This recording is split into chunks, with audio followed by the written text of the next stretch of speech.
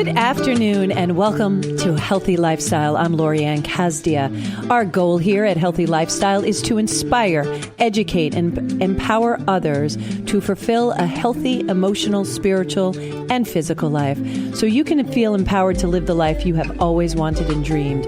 We are here to serve one another, and in doing so, we can help each other with encouragement and positivity. Today, we're excited to have on our show with us Jessica Hilsenroth, who is from Huntington Midwifery Program at the Huntington Hospital Northwell Health Services Series. So how are you, Jessica? Welcome. I'm good. Thank you for having me today. My pleasure completely. So talk about, first let's tell everybody what a midwife does. Right. A midwife is actually an advanced nurse practitioner who specializes in women's health care. So we specialize in total women's health care, from gynecological services to obstetrical services, from adolescence through menopause. Wow, that's amazing. So that thought of you just deliver babies is not real. Right. That's a lot of people's misconceptions, is that we just need a midwife to deliver our baby, but that's not true. We are absolutely there for them the entire lifespan. So as soon as someone gets pregnant, you come into the picture? Hopefully before that, because we hope to establish a relationship beforehand. So we already have that built prior to their conception. Why are you looking to make sure that you have that relationship established? Because a lot of times you have a healthy pregnancy if you've prepared ahead of time and are already on a well diet. You've already had any prenatal testing done that can be done ahead of time, so that you know if you're a carrier for anything abnormal, you can be tested ahead of time, have the appropriate counseling, and know what you're getting into. So a big part of midwifery is education. So having that prenatal education prior to conception is so important for many women to have a healthy pregnancy and a healthy outcome. Oh, and if you've listened to me, you know how much I enjoy having education. Important to empower yourself by having knowledge. Knowledge allows you to make good decisions, fully informed decisions. And that's what we're always trying to strive for here. That's why we bring you on. And people like yourself on, professionals like yourselves, to help get that information out there, because who knew? A lot of us thought that it was only for birthing babies. Right. So it's really nice that you do that you get involved with the women before they may even be thinking about getting pregnant, right? Absolutely. A lot of times they come in because they just want a female provider. Mm-hmm. So I love to get the women early in their sexual history, whether it's prior to any sexual contact whatsoever, and just to have knowledge and have the basis of how to protect themselves and what they're getting into, so they're making informed decisions. Help me understand so if I was a mom of a teenage girl, how does that conversation happen? How do we get you involved in the conversation? Do we go to this department in Huntington Hospital? Do we speak to our GYN? How do we involve you? If you want a midwife specifically, you would have to contact our office at Huntington Hospital, which is 631-351-2415, and we would be happy to see any mom and any child together, because I think it's important to help establish that relationship. And then we like to speak to the adolescents alone too, just so if they have anything they want to discuss that maybe they're not comfortable with their parent, they can speak to us privately and feel open and safe in speaking about terms that they may not be comfortable with the parent hearing. And that information is confidential between you as the provider and the potential patients. Right, exactly. Understood. So now we get them as a teenager, and now they're getting into relationships. And how do you offer support that way when they start getting involved with the opposite? Well, we offer full range birth control options. We talk to them, which I think is important, about all their options that are available, and they're not hearing things from their peers, which is the way a lot of young girls decide on what they want to use for birth control options. Let's talk about that, because we should talk about talking to non-professionals about what you're going to do for your body. That's really not advisable, right? Not advisable, because everybody has their own needs and what will work best for their body. Right. So just because it worked best for your good friend doesn't mean it's the right choice for you. And you should really talk to a professional about your options and about what we think would be best for you. Yeah, when it comes to doing something for your body, you have to feel or should feel very comfortable with it, no matter what we're talking about. You really need to feel comfortable with it because you need to live with the ramifications of it too. So really investigate what you're doing before you're doing it and make sure you have a licensed professional execute it, because otherwise some bad things could happen that you don't want. That may not be changeable after the fact. Right. Yeah, I've heard some really bad nightmares, that you always hear those stories where they've had procedures done or something inserted to protect from them getting pregnant, and it ends up that it causes them not to be able to get pregnant. So we want to be very, very well informed, especially if you're going to go the natural route. I know my 2 boys, I delivered naturally. I was emphatic on that at a time when it wasn't, the really coolest thing to do. So, late 80s, early 90s, they were just not always about that. And I was emphatic about it. And it was crazy. Although I can tell you, when I was in my 25th hour of labor, I was really considering getting a little assist, but I didn't. I was really good about that. But it was it's a wonderful, wonderful way to go. My bounce back was a lot quicker. I know that, I was up and walking within a couple of hours. I can't say that for all the women who were in there, especially our C-section women. They were hurting puppies the next day. Right. It takes a lot more recovery. Yeah. And that's why, we work so much on education and informing patients what's going to happen and trusting their body, trusting the normal process and educating them about the time it can take. Yeah. And the exhaustion and the mental fatigue and physical fatigue that they're going to go through and how to help process that and how to overcome it. Yeah, that is true. The fatigue that your body goes through. I mean, you're really taking this beautiful machine and you're putting it into a different functionality. And when your body takes over, when you're pregnant, everything changes. And I'm going to repeat that.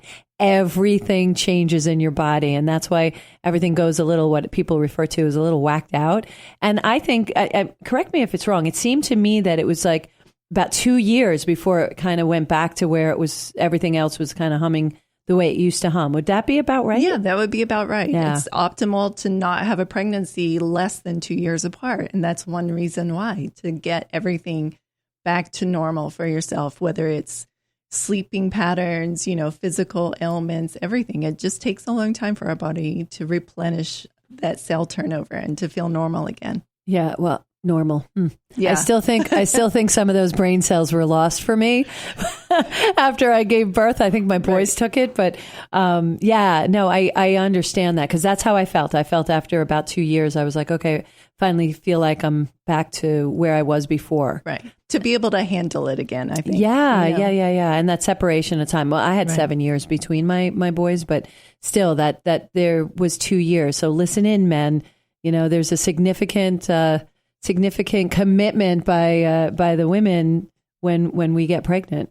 So, and I like to point that out, because a lot of times they're like, well, you gave birth, everything is the same. No, that's not true at all. So what other services do you provide as a midwife? So you help with the delivery, right? We help with the delivery. Are you in there with the GYN, or do you deliver the baby? We deliver the baby. Awesome. So at Huntington Midwifery, we see all of our patients privately, antenatally. So during their prenatal course, we see all of our patients for every visit. We offer all the same lab tests that an obstetrician would offer. But we educate them on why they're having these tests and what the necessary tests are, and give them options on the few that are optional out there.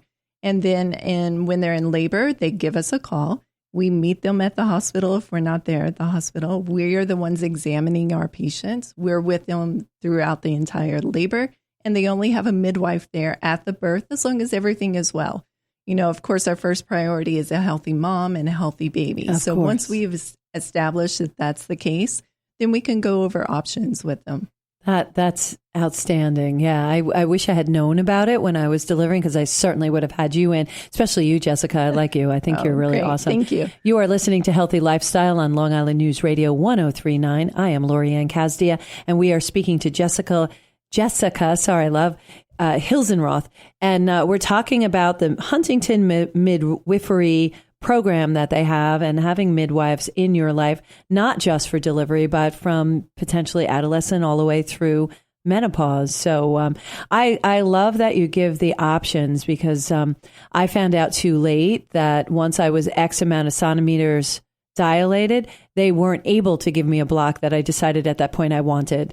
And they were like, yeah, too late. You can't have it. Oh, so it would have cruel. been nice if you had been there to let me know that. Do you, I'm going to say the terminology, allow blocks when you deliver? Yes. Our patients at Huntington Hospital can have whatever means of pain management that they need. Definitely, if patients want to go natural, we would be the primary, provider for that, because we've dealt with many women that are going natural. But we offer patients, they can go have IV pain medication, and they can also have epidurals. That's great. That's what I meant. The epidurals Right. is the block that I was talking about. They called it a block. Right. So I wasn't sure. I really didn't want to do anything, Right. but it got to a point where I was like, It might be time. come in the room, and they're like, oh, sorry, can't do it. So, Right. you tough it out. Right. But certainly worth it. Certainly, absolutely worth it. Now, Yeah. do you help them through lactation and through nursing and things like that? I'm a huge proponent of nursing. I saw such a huge benefit for myself, for my spouse, and for the babies. With breastfeeding. Yes, absolutely. Yes, we try to get them into breastfeeding education prior, so they are aware of. I took a certification course. Oh, perfect. I had to get certified before they let me do it. I'm like, really? Because you'll know. I was going to say, we don't go that far. We want them to be educated. Yeah. But, if we can get a class in, or even YouTube videos in, so they're aware. Yeah, they didn't have YouTube videos back then. I know, right? Just to be educated about, not to have the fear of, is my baby eating enough? And know when the baby's on appropriately, has an appropriate latch. If the baby's having wet diapers, your baby's getting all the nourishment it needs. So luckily at Huntington Hospital, we have certified lactation consultants. Yeah, they're great. And we help the patient immediately after birth, because we do skin-to-skin contact afterwards. Oh, yeah, I love that. Yeah, we deliver Explain the baby. what that is, yeah. Yeah, that's when typically if it's a normal, healthy delivery, we deliver the baby directly onto mom's skin and delay the cord clamping as long as everybody is fine until the cord has stopped pulsating. So you're attached to your baby until anatomically it says we're done. And so when the pulsations stop, we clamp the cord, allow whoever wants to cut the cord can cut the cord. Without passing out. Without passing out, absolutely. And then that skin to skin, it helps release the oxytocin, which is the hormone of breastfeeding, to help produce milk, help, your milk production to come in. So having that skin to skin during that first few minutes, we do it for at least an hour, is so beneficial for moms. And then we help them breastfeed right away. And usually the babies will give you signs, cues that they're ready to start. A lot of times they will actually go to the breast itself. Yeah, it's amazing, find right? their way, yeah. right? Yeah. They absolutely know. It's that instinctual reaction to it. Right. And it's just amazing that connection when you have the skin to skin connection. Right. It is totally amazing that you go through that process. It's good physically, but it's also good mentally for all of us. For everyone. Yeah. And the baby's right there. Here's your heartbeat.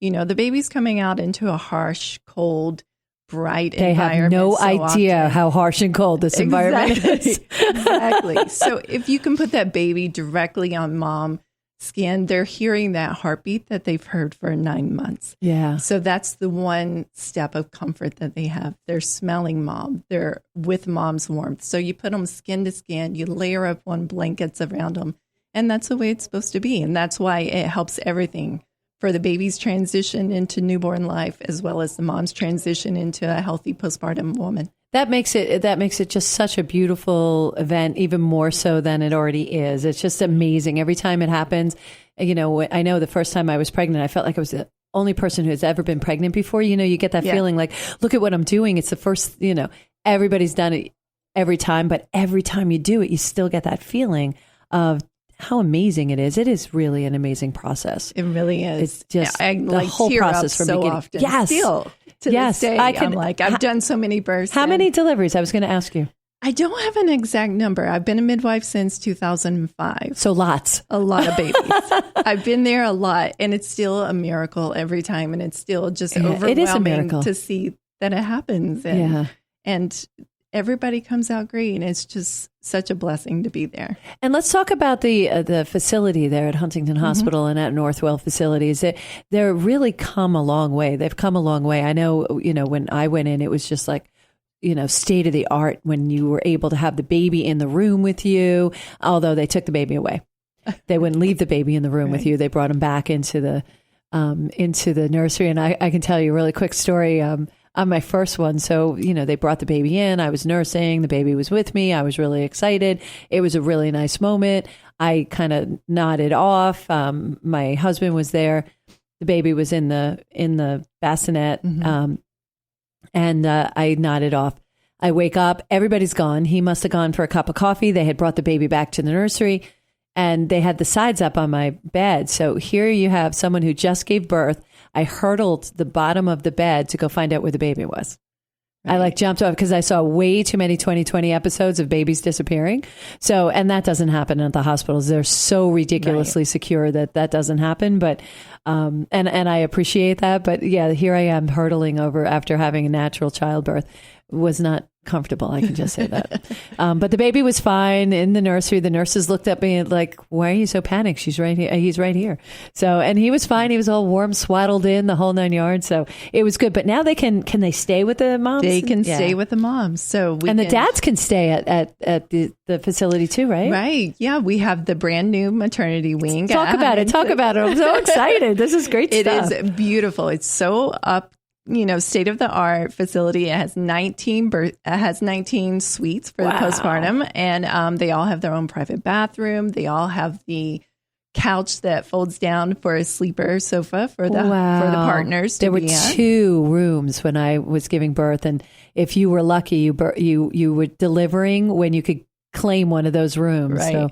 Yeah, so go ahead. I'm sorry. So they can stay over. The dads can stay. The dads can stay over, and it's considered couplet care. So the moms and babies stay together. So you have one nurse that's taking care of both of you. Yeah. So everything can be done in the room right there with you. But they don't leave you alone. They come in and they check on you. Absolutely, absolutely. And they're, they have the call system that is right there in case you need anything. But they're constantly coming in and checking on you and the baby, making sure you're doing well. And, everybody's available at any time. You know what I love about that too, aside from, which is a very important element, the bonding that you immediately have as a family, an entire family by being there, the inclusiveness for I always felt bad for the men, for the dads, because, they would get shuttled out at a certain time, and it's their baby too. So they're all excited. They want to be there too. So that's an exciting thing. But also, as you're going through the process, you're diapering maybe for the first time, you have a resource there to say, well, try this, or I'm having a problem with this. Try that. Even with the latching on, why don't you try this? All that stuff is supported by having this environment, right? Right, exactly. Everybody is so supportive, and it's all about the education again. It all, comes around, and you've learned about it before you deliver, and then to actually put it into practice. It's good to have that resource to say, did I do this right? Yes, just to check in, your instincts will always click in, but you always want to check to make sure you're doing it right, or if there's an easier way to do, because sometimes, like swaddling, that took me a little bit of time to be able to swaddle properly. Right. And somebody showed it to me a way that it sunk into my head, and I was like, all right, I got this now. But prior to that, it was like a jigsaw puzzle for me. So having that backup on how to properly swaddle so that the baby was all comfortable. Right. By properly swaddling, it would make me comfortable. By letting dad know how to, swaddle properly, how to hold the baby, because that rigor mortis would set in with my husband. That was, he would just like sit there and like stop motion. And I was like, they won't break. I promise. Don't drop them, but they won't break. And it just took some education. And again, back to education. Knowledge is power and allows you to be able to make good choices. And the more you understand why you're doing what you're doing, it allows you to make those autonomous decisions when you don't have that support system around you when you go home. Right, exactly. I mean, not that they can't call you, right? Absolutely. We're always available. We'll see. Miss, I got a phone call at 4:30 this morning. We're always available. So there's always one of us. The midwife group at Huntington has 4 midwives. Lovely. So we all take turns being on call. So we're always available for our patients. And we see you postpartum as well. So we make sure everything is going great. That's outstanding. You are listening to Healthy Lifestyle. I'm Lori Anne Casdia, and we will be right back with Jessica. We're going to continue talking about housewives. Hello. Housewives. Okay. Housewives, sorry. Midwifery.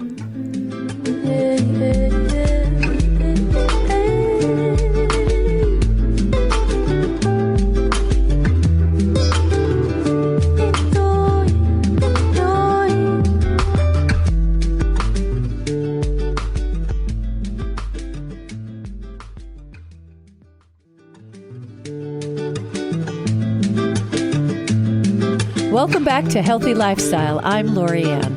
If you have any questions, comments, or ideas on topics you'd like to hear more about, please email us at healthylifestylewithla@gmail.com. And of course, follow us on social media at Healthy Lifestyle with LA. We really do appreciate you following us and supporting us, and hope that you're finding this program very informational and helpful.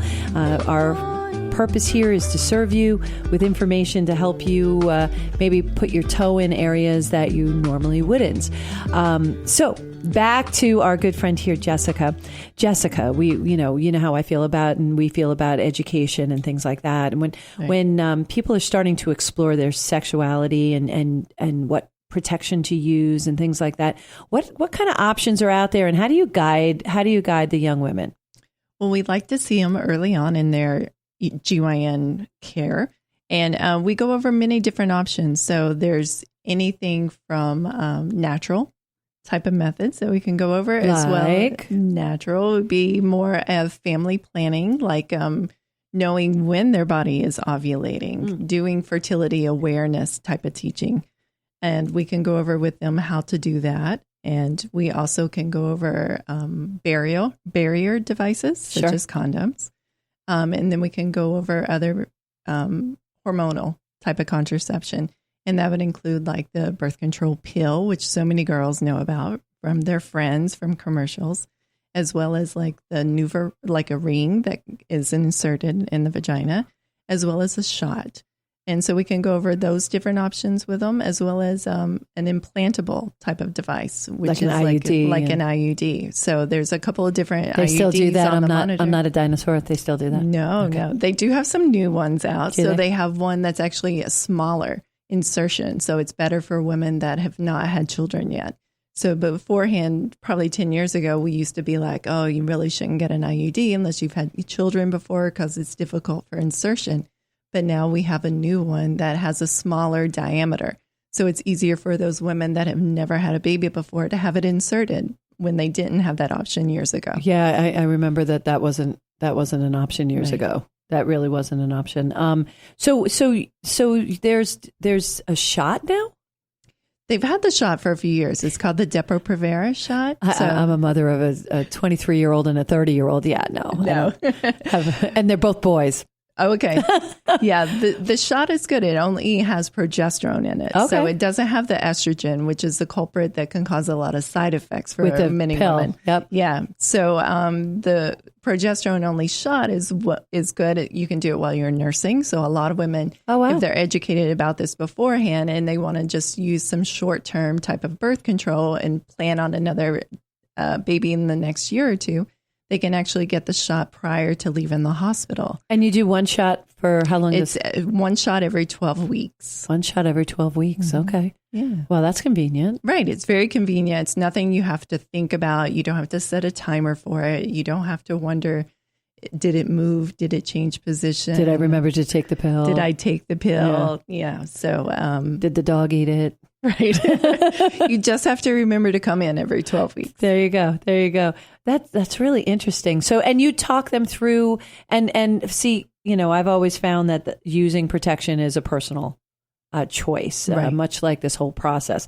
I think it's very personal. What works for one may not work for another. What you feel comfortable with, it goes back to that comfortability. Are you someone who's a proponent of that as well? Absolutely, because a lot of young girls aren't really aware of what they're covering with this type of birth control. So they need to know if this is just preventing pregnancy or if it's going to help prevent any type of infection as well.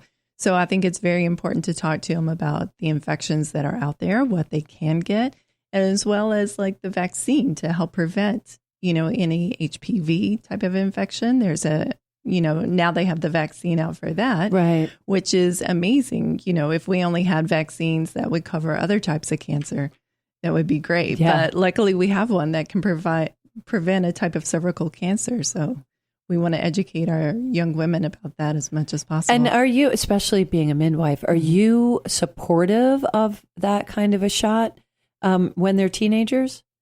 I do, because it's a series of different shots. So it's a series.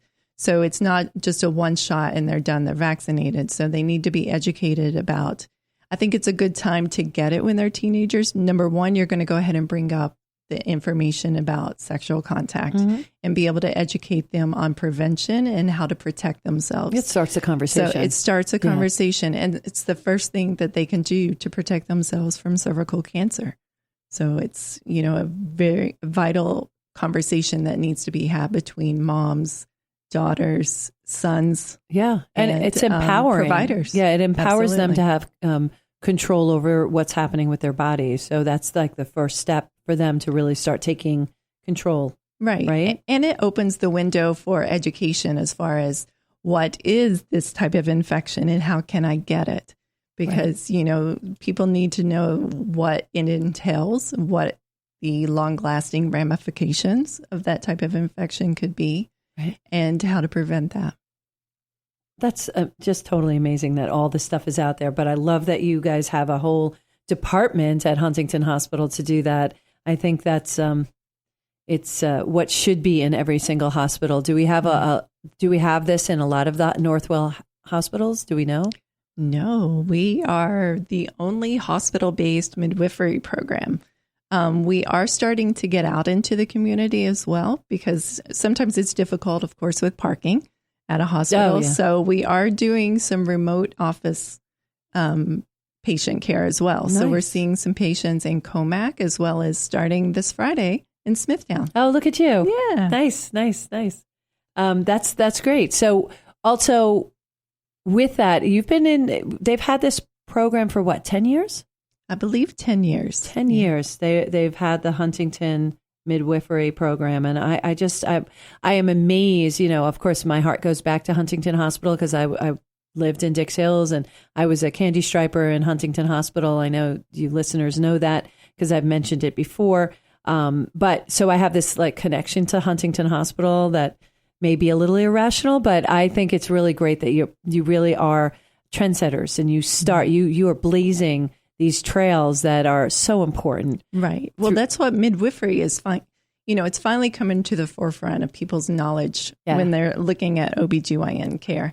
So to have that, a lot of people don't know it's right in their backyard. It's right there. We're a nice small group, very personalized care. I know every one of my patients.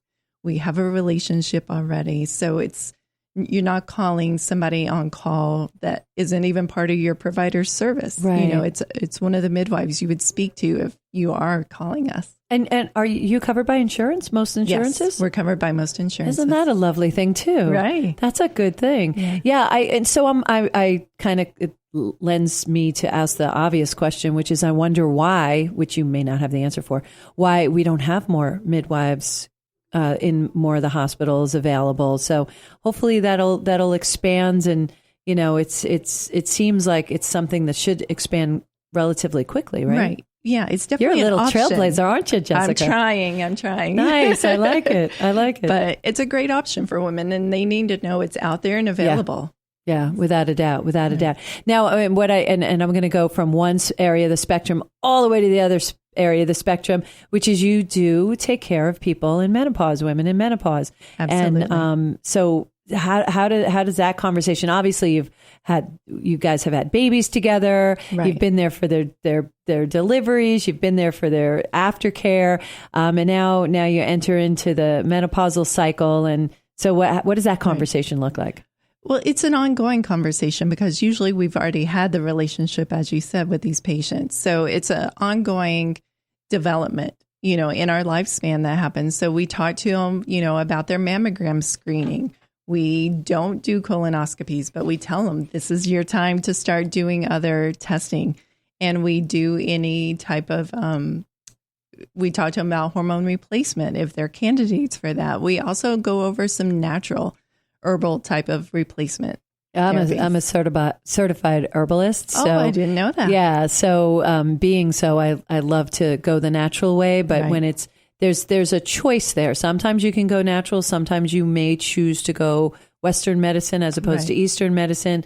Whatever works for you. Sometimes it's a combination. I do a combination. Exactly. So, a lot of women need a combination, and a lot of people want to start with the Eastern medicine and see if it works. And then we may have to move to the more traditional type of treatments. Yeah. You are listening to Healthy Lifestyle on Long Island News Radio 103.9. I'm Lori Anne Casdia, and we are speaking here with Jessica, who is our midwife from Huntington Hospital, the Huntington Midwifery Department.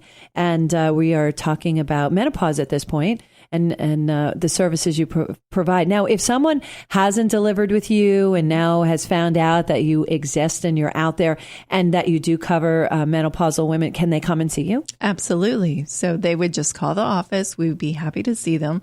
We'll take a detailed history to find out, what exactly their needs are at this time, and individualize the care based on what they need. And so do you lean in one direction or another? Are you more holistic, or are you more Western medicine? Do you like to do a combination? Where do you think you are? I think I like to start with holistic and see if that works for women. And then sometimes I have women that come in and they've already tried holistic and they need to go to the Western medicine.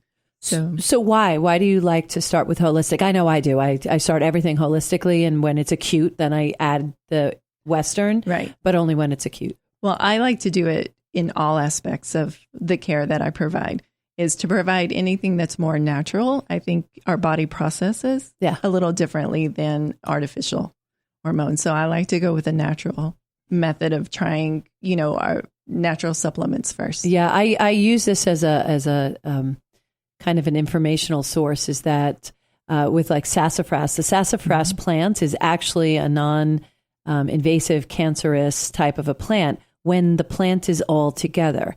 And then when we scientifically separate those elements and make the synthetic version, the fabricated version, that's when elements become cancerous, because they separated the components that kind of canceled each other out, that the natural plant does. Right. So sassafras isn't something that's dangerous, even though it is stricken so by the FDA because of that separation when they did the investigation. Right. So when they went to fabricate it, that's when they determined that there was a component in it that was cancerous. So that's a good example of why holistic and the whole plant is important, and that you need to get guidance when you go holistically or Western medicine. You should always go to professionals and make sure you check it out. And I have the rule of 3. That's how I was taught, is that you have to go to 3 different sources to make sure that you hear the same answer or a similar answer across the 3. And generally speaking, that's right. But you need to go to 3 sources that you have trust in, not just any old person, you know what I mean? Or any old book that you blow dust off of, in a local library. You really need to go to people who understand the product and or the plant and or the process. So it's good that they have you as a resource and that you understand all that. So, yam sounds like yam, but there are different types and levels of yam and different levels of yams. And we speak of that because that's usually what, women use for counterindication for menopausal symptoms, right? And in fertility teas. You can also use yams in fertility teas. I did not know that. Yes. Look at you. Learn something new every day. I got to go home and go to sleep now. I learned what I was supposed to learn today. No, I did not know that. So how does that work? So if you're trying to get pregnant? So you can use yams to boil up a tea, and that is supposed to help with your fertility. Really? Yeah. That is really interesting. I have to tell my girlfriend. She's trying to have a baby. They're trying to have a baby. So have to have her drink some yam tea. Yep. Actually, better yet, I'm going to have her call you. It'll be a lot easier. Exactly. You can give her the guidance that she needs. So I'm really excited about this. But what I'm really even more excited about is you started your day this early morning at 4:30 with a phone call? About 4:30. Typical day for you, right? It does. At least I was on call for 24 hours yesterday. So I made it until 4 a.m. And before you're the here first phone call today. came. I really appreciate that. Absolutely. How dedicated you are for our listeners. So you got the phone call at 4:30. So take us through what process. Right. So we get a phone call in the morning, first time mommy out there contracting. And we just talked to her. I talked to her for about 15 minutes to let her know everything she was experiencing was normal and that they need that confirmation that it's okay. Everything's normal. The baby's moving. There's nothing wrong. And I went over comfort measures with her at home, getting in the warm water, changing position, being on all fours, everything to help her try to get through this early part of labor. She's actually due today, which is her due date, exciting. which you're not supposed to have your baby on your due date. So. You're not supposed to? I did not know that. You can, but statistically, not many women do it. So, but I think she's going to break the odds. You think? I think so. I think I may be going back and having a baby after this. Nice. How exciting. Yeah. That's exciting. And do you know how many babies you've delivered? We talked about this. You don't? I don't know. I was part-time when my children were young, even though I was in a... I really want to know. I know. I really want to know this. I think that should become a project. Yeah. I'm going to assign you a project. Next time you come on, you can give us a roundabout what you figured out, because I would keep track. I mean, that's amazing. I'd love to hear how many. I did hundreds. For the first year or two, and then I just was too busy, and then kids came along. And I hear you on that. So a typical day for you when you deliver, you go in, you give them information, and that's something that is real important, especially when you're going through this the first time. If you've not experienced it, having someone guide you and give you information like, this is good. This is what you're supposed to feel. Right, exactly. So I talked to her. Everything was well. And then I was at the hospital. We also help cover just labor and delivery at Huntington Hospital. So I was there, and this lovely patient showed up without calling me, and which was great. We were able to see her. I was able to make sure she and her baby were healthy and well. But she was still early. She wasn't ready to come to the hospital. So you sent her home. I sent her home. Did you send her home and it's a good thing you did, because I know I went in too early, and back then they would put you in a bed. Right. You'd flatten out, and it actually makes the delivery process much, much longer. It slowed down because I wasn't walking and stuff. My second one, I learned, I just kept walking. And then when I just couldn't anymore, that's when I went in. Right. Exactly. That's what I told her. I'm like, you've got to get out of here and walk. Yeah. And, she needs to walk a good amount. We don't have really the space. It's not like we have a walking track there for them to go on. So she needs to be moving. And it's more comfortable in the confines of your own home than in the hospital where, you feel like you're on display. Sometimes when you're walking and you're having a contraction, and people need to know it's okay, that this patient's in pain. She's dealing with it.